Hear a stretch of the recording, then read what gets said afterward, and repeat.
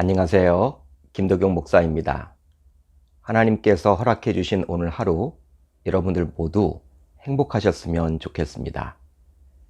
자, 오늘 우리가 나눌 말씀은 출애굽기 10장 21절로 29절, 출애굽기 10장 21절로 29절입니다. 제가 읽겠습니다.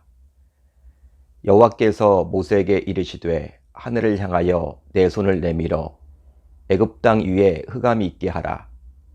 곧 더듬을 만한 흑암이리라. 모세가 하늘을 향하여 손을 내밀매 캄캄한 흑암이 3일 동안 애굽 온 땅에 있어서 그동안은 사람들이 서로 볼 수 없으며 자기 처소에서 일어나는 자가 없으되 온 이스라엘 자손들이 거주하는 곳에는 빛이 있었더라. 바로가 모세를 불러서 이르되 너희는 가서 여호와를 섬기되 너희의 양과 소는 머물러 두고 너희 어린 것들은 너희와 함께 갈지니라.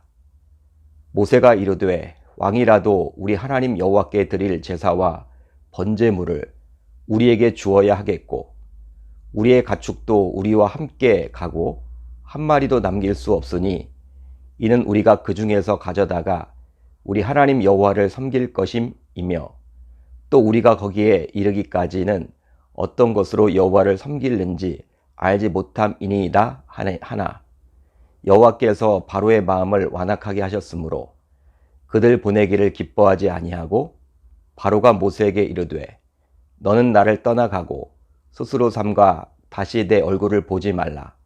내가 내 얼굴을 보는 날에는 죽으리라. 모세가 이르되 당신이 말씀하신 대로 내가 다시는 당신의 얼굴을 보지 아니하리이다. 아멘. 하나님의 말씀입니다. 오늘은 이 말씀을 통해서 바로의 고집이란 제목으로 은혜를 나누겠습니다. 모 제약회사에서 팔고 있는 대추 쌍화라는 드링크가 있습니다. 바로 몸살 감기가 올 때 약국에 가서 쉽게 사서 마실 수 있는 쌍화차인데요. 이 제품을 홍보하면서 제약회사는 반세기 최씨 고집을 강조합니다. 아마도 회사 오너의 성이 최씨로서 이 제품을 만들면서 절대로 타협하지 않고 좋은 원료만을 고집하여 잘 만들어 놓으라고 이것을 강조하고자 최씨 고집을 제품에 홍보한 것 같아요. 이렇듯 식당을 운영하거나 사업을 할 때 주변의 상황과 여건이 바뀌더라도 자신의 신념을 지키며 다소 고집을 부려서 일을 해나갈 때 그런 고집은 오히려 사람들에게 신뢰감을 주기도 합니다. 예를 들어서 어느 한 식당을 운영하더라도 좋은 원재료를 사용하겠다라는 고객과의 처음 약속을 지키고자 식재료값이 많이 올라서 주변 식당 등은 그런 약속을 지키지 않더라도 끊임없이 계속해서 고집스레 그 약속을 지켜 나아간다면 결국에는 고객들이 그 식당 주인의 고집스러운 신념을 신뢰하게 되듯이 말이죠. 그렇습니다. 세상에서 어느 분야에 성공하는 사람들을 보더라도 결코 우유부단하지 않고 고집이 있는 분들이 대부분입니다. 따라서 이 세상에서는 고집 그 자체를 부정적으로만 보지는 않아요. 물론 사소한 것에 대해 똥고집을 부리는 것은 예외겠지만요. 그런데요, 오늘 말씀을 보게 되면 애굽의 파라오, 즉 바로가 나오는데 이 바로는 대단한 고집쟁이라 할 수 있습니다. 그런데 문제가 있습니다. 바로 고집을 부리는 것은 좋은데 하나님의 말씀에 대해서도 바로는 자신의 고집을 꺾지 못하죠. 이제 오늘 말씀 안으로 들어가 보게 되면 9번째 재앙이 나오는데요. 바로 온 땅이 흑암으로 변하게 되었습니다. 그런데 어느 정도의 흑암이었느냐? 바로 22절, 23절을 보면 알 수 있죠. 캄캄한 흑암이 3일 동안 애굽 온 땅에 있어서 그동안은 사람들이 서로 볼 수가 없으며 자기 처소에서 일어나는 자가 없으되 3일 동안 흑암이 애굽 온 땅에 임하게 되므로 사람들이 서로를 볼 수도 없었고 심지어는 집 밖으로 나갈 수도 없었습니다. 말씀에 나와 있는 자기 처소에서 일어나는 자가 없었다라는 의미는 바로 집 밖으로 나갈 수가 없었다라는 뜻이에요. 그런 의미를 담고 있습니다. 여러분, 아무리 밤이 깊어도 등불을 켜면 서로를 확인할 수가 있습니다. 그렇지만 사람이 서로 볼 수 없었다라는 것은 밖에서 등불을 켜도 서로 알아볼 수 없었다라는 의미죠. 따라서 어떤 의미에서 이 흑암은 아주 강력한 모래폭풍으로 보셔도 좋습니다.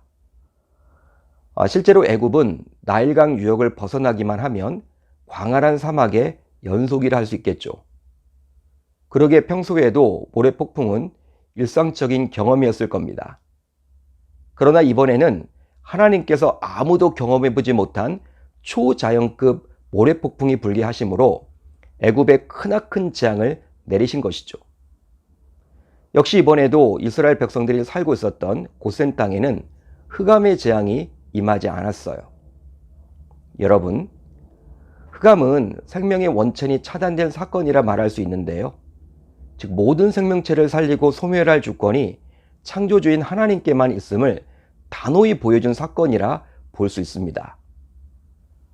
이유가 있는데 바로 애굽은 대대로 신중의 신이라 여겼던 태양신을 섬겨왔기 때문이죠. 이 태양신의 아들이자 대리자가 바로 당시 파라오, 즉 바로였던 것입니다. 즉 당시 애굽의 파라오로서 바로의 권위의 근원은 바로 이 태양이었던 것이죠. 그런데 이 태양이 모래폭풍으로 인해서 가려지게 되었기에, 그것도 3일씩이나 가려지게 되었기에 아무런 역할을 하지 못하게 되었기에 흑암재앙은 바로에 대한 최후 통첩이라고 볼 수 있습니다. 그렇습니다. 생명의 원천이신 하나님을 인정하지 않는 모든 관계는 생명 없는 어둠일 뿐이에요. 이제 이런 상황까지 맞이하게 되었다면 이제 바로는 하나님의 경고임을 듣고 어떠한 조건도 달지 않고 하나님의 말씀에 순종해서 이스라엘 백성들 전부와 그들이 소유하고 있었던 가축들을 모두 애굽 땅에서 내보내야만 했을 것 같아요. 그렇지만 바로는 자꾸 조건을 바꿔가면서 붙여가면서 다시금 제시를 하죠. 우리가 여러분 살펴봤지만 네 번째 재앙이었던 파리의 재앙이 오자 바로는 모세에게 어떤 제안을 합니까? 바로 가긴 가되 멀리 가지 말라, 이런 요구를 했어요. 또 어제 살펴보았지만 여덟 번째 재앙이었던 메뚜기 재앙이 오자 바로는 모세에게 여호와를 섬기러 갈 자가 누구인지 명단을 제출해 달라고 요구를 하죠. 연이어서 장정만 가라고 요구를 합니다. 즉 어린아이들은 놔두고 장정만 가라고 이야기를 해요. 이렇게 바로는 어려움을 당하게 되었음에도 불구하고 하나님의 말씀을 온전히 따르지 못하고 자꾸 자신의 생각을 앞세워서 하나님과 딜을 하려고 합니다.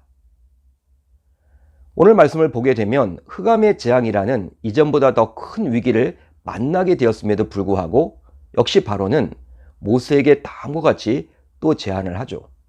오늘 본문 24절이에요. 바로가 모세를 불러서 이르되 너희는 가서 여호와를 섬기되 너희의 양과 소는 머물러 두고 너희 어린 것들은 너희와 함께 갈지니라. 이번에는 어린아이까지 데리고 가되 양과 소는 놔두고 가라고 바로는 또 다른 제시를 하고 있어요.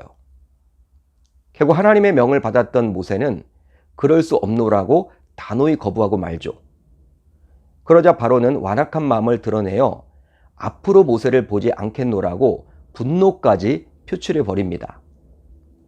여러분, 이런 바로의 모습을 보고 있노라면 바로 나의 모습을 보는 것만 같습니다. 그냥 하나님 앞에 납작 엎드려서 하나님의 말씀에 온전히 순종하면 좋으련만 그냥 바로처럼 자신의 생각을 들이밀며 순종하는 척만 하고 있으니 말이죠. 오늘 말씀을 보게 되면 바로의 고집도 한 고집합니다. 그렇지만 하나님을 믿는다고 고백하면서도 우리도 한 고집하고 있지 않습니까? 바로는 하나님을 몰랐기에 그럴 수 있다고 칩시다. 그렇지만 저와 여러분들은 어떠할까요? 하나님을 알고 심지어는 믿는 신자라고 고백하면서도 우리는 하나님 앞에서 자신의 생각을 앞세우며 고집을 꺾지 못하죠. 마치 성경에 나와 있는 사울왕처럼 말입니다. 하나님께서 사울에게 아말렉을 진멸하라고 말씀을 해주셨어요. 그렇지만 사울은 어떻게 생각을 합니까? 본인이 생각하기에 좋은 양은 살려두었죠. 바로 하나님께 제사를 드릴 때 사용하면 좋겠다라고 스스로 생각했기 때문입니다. 그렇지만 이런 사울의 반쪽짜리 순종은요, 하나님은 순종이라고 인정하지 않아요. 인정하지 않습니다. 바로 자신의 생각이 들어간 고집으로 하나님께서는 여겼기 때문이죠. 따라서 우리는 바로의 고집센 모습을 바라보면서도 나의 모습을 바라볼 수 있어야만 하겠습니다.